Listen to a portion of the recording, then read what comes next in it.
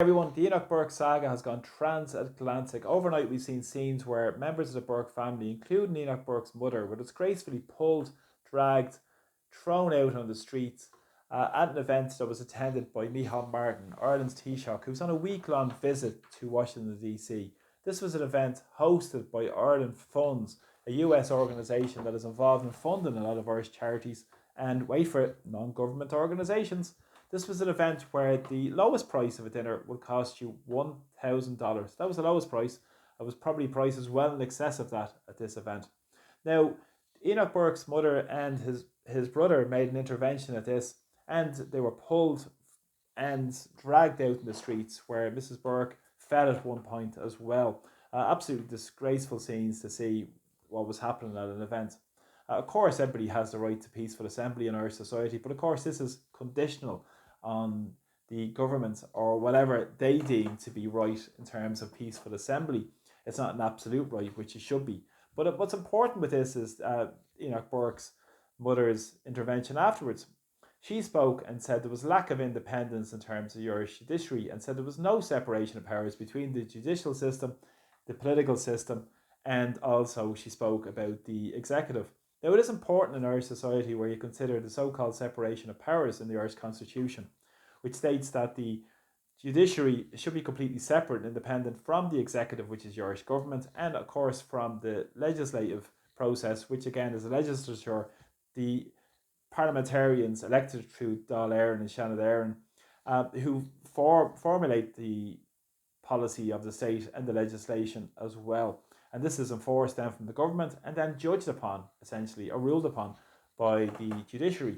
But we know in Irish society that the judiciary are a lot of political appointees. Under the Constitution, the President appoints the judiciary, and that is at the behest as well of the government of the day, which go through the members that are appointed to the District Court, High Court, Supreme Court, and so forth as well. But we've seen the situation become highly politicised over the past number of years. And really what's important with this is the vilification and persecution of the Burke family and many who express their basic religious beliefs and issues. We've seen the issue, and I've spoken about in many videos about the issues around the gender pronouns being used and all this drive in Irish society as well, and through the education system, which is really, really important. But this is really, really important in terms of the context of what's happening to people in our society, because there has been a huge sidetrack of people and diversionary tactic used by the ones in power in Ireland to divert people and drive people towards the culture wars, identity politics, and force people at each other's throats where they should be uniting around these issues, because it is important in a democracy to have frank, open, honest, rational debates, and that's what I call for. And it's really, really a sad day in our society where you see this happening and the Burke family being forced to go to the United States to make their point to what's really happening in our society. And it is an important point because the separation of powers doesn't really exist.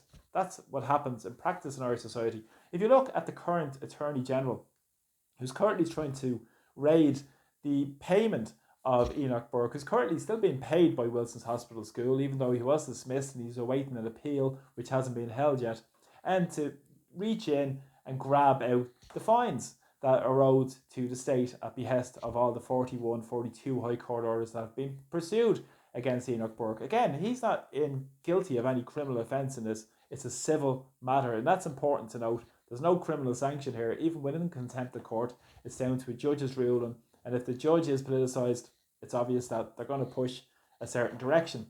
So that is important to look in terms of the impartiality or the independence of the judiciary. That has to be really noted in this case and across the spectrum of society of people who speak out against the narrative of the state.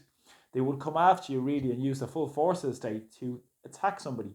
And they've done that, for instance, with the Burke family, and they've done that also with the media in cahoots with them, which I think is disgraceful. And they do it with anybody essentially across society, whatever side of the political spectrum you're on, or whatever your persuasion is in terms of religious beliefs or non-religious beliefs. It is important. But what's really important with this is that Ross O'Fallon himself, who's the Attorney General, the government's chief legal advisor, who was appointed a couple of years ago, who's also now the new part of the new government, also as Attorney General.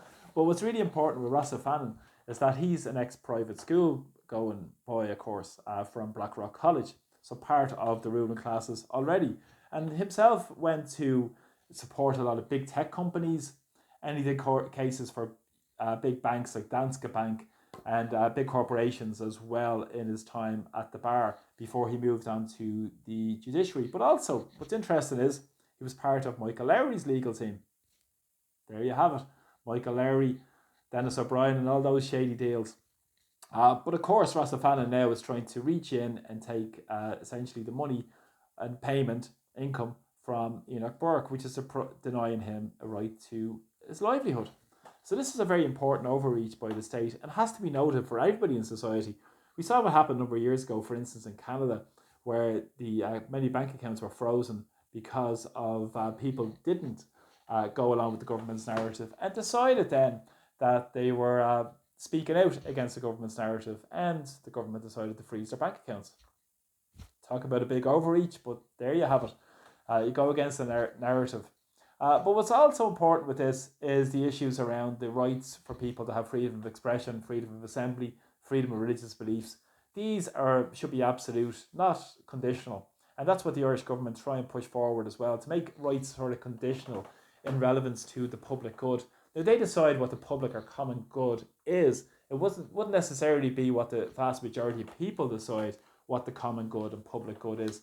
So that's why it's important to uphold and support everybody's religious beliefs or non-religious beliefs, but it is critically important in Irish society. And I think what's also important with this has been the discussion and the divisiveness in the discussion around the vilification of the families and the drive furthermore with the culture wars and the drive towards identity politics, and has driven massive rifts in Irish society around this. And again, as I said, it plays into the narrative of the very wealthy in society and the Irish government as well, who represent them, who absolutely don't really care because it doesn't challenge their economic power in society and really keeps each other's throats and really diverts people from a bigger, essentially, fight that's at play from a working class basis and people uniting around that basis as well. Now, there are serious questions to answer and a serious debate to be held around these issues in terms of what's happening in Irish society and the erosion of people's points of view. But this has been the attacks on the people's points of view, but it also has been the erosion of society as a whole and the drive towards materialism, the drive towards the individual, the drive away from community, the drive away from having social goods in society, such as having a social good seen as a home. We've seen the erosion essentially of a lot of our foundation blocks that made Ireland a very excellent country, to put it mildly, because we have been a good country in terms of a lot of looking out for other people, thinking about your neighbour, and all these other issues, despite what the political classes are trying to ram down people's throats. Now more than ever, they'll create more division and more dangerous moves away from a lot of simple things in society that we all have come to respect, to acknowledge, and to find part of our regular day-to-day lives. And this is happening at breakneck speed in our society at the behest of a lot of global outside influences. And the Irish government have been all too willing to pursue those globalist influences at the expense of ordinary people. Much the same we have the nonsense with Micheal Martin bowing down to Brussels rather than representing the people here in Ireland.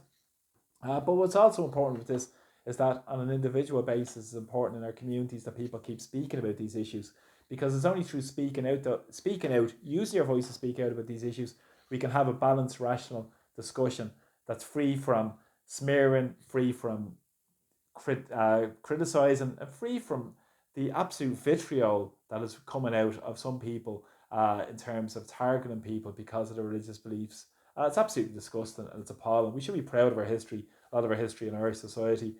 We should be proud of a lot of our great traditions in Irish society, especially now as you come up to St. Patrick's Day. It's very important now more than ever to keep speaking out about them and keep standing up for people, for instance, who are being oppressed in our own society, which is absolutely just despicable, and people who are struggling and suffering because of the policies of the Irish state. We see the homeless disaster. We see Micheal Martin laughing in the White House a couple of days ago about the housing crisis. This shows you the contempt they have for ordinary people, and they'll use the culture wars and whatever they can to maintain their power and grip on the levers of power, despite what they try and proclaim as being humanitarian. They say it about the immigration chaos, but we know in fact they're the complete opposite.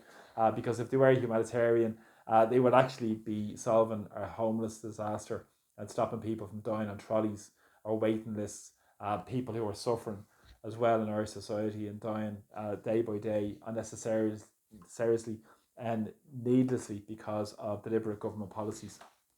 So just think about it. Use your voice to speak out as well. It's very important, and to have a balanced, rational discussion to what's really going on, and look behind and take a step back really from sort of sometimes the emotional engagement with it. I think it's important.